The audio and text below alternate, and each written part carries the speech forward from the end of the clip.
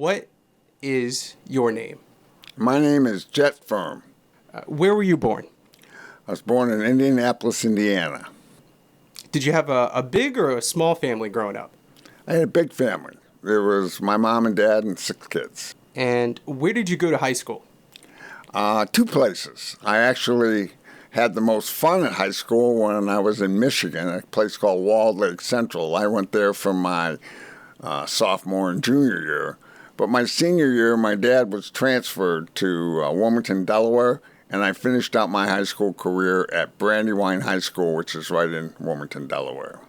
Did you play any sports in high school? Did you have any?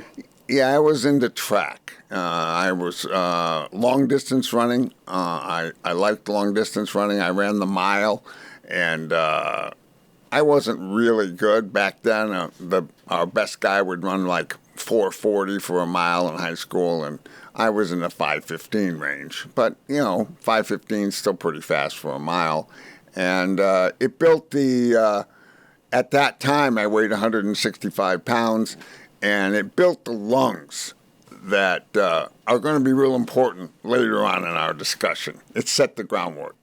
Where did you go to college? I went to college at a place called General Motors Institute back in 1971 when I started.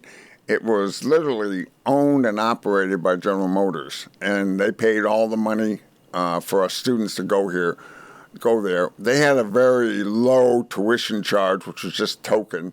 But the way the thing worked is that for 6 weeks you worked and 6 weeks you went to school, so you alternate every 6 weeks. It was just a wonderful experience. You got to work at an assembly plant. I worked in Wilmington, Delaware. There was an assembly plant. And then I worked for 6 weeks. And I can remember my starting pay. And this was like a lot of money when I started. It's going to really kind of floor everybody today. But it was $4.17 an hour. And back then, you get a paycheck of about, $130, $140. But just money went a lot farther back then. Everything was a lot less expensive. A brand new car coming off the assembly line, a Chevy was about $4,000, $5,000. So what was the price of a textbook, and do you know what minimum wage was back then? Minimum wage was $1.25 an hour, and my texts were all, subsidized and everything. But like I said, I could pay. My dad and I had a deal that I bought the tuition, and he paid for room and board. And the room and board and tuition, this is going to be kind of like, I think my tuition was $600 every semester, and the room and board might have been $800-900.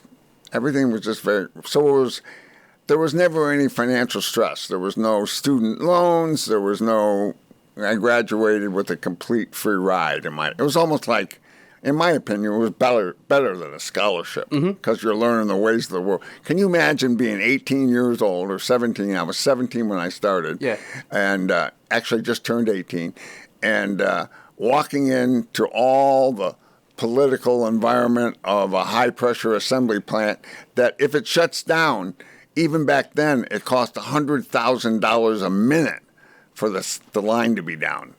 And it was a lot of money then, and it still is now.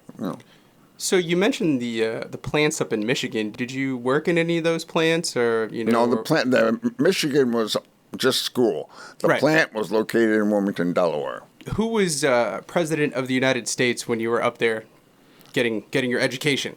It started off. It was Richard Nixon. And it was right before I got very far. We got into the whole scandal of Watergate, and all that stuff was all pretty predominant.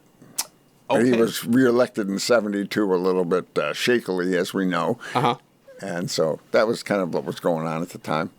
Like and subscribe and turn on the notification bell for future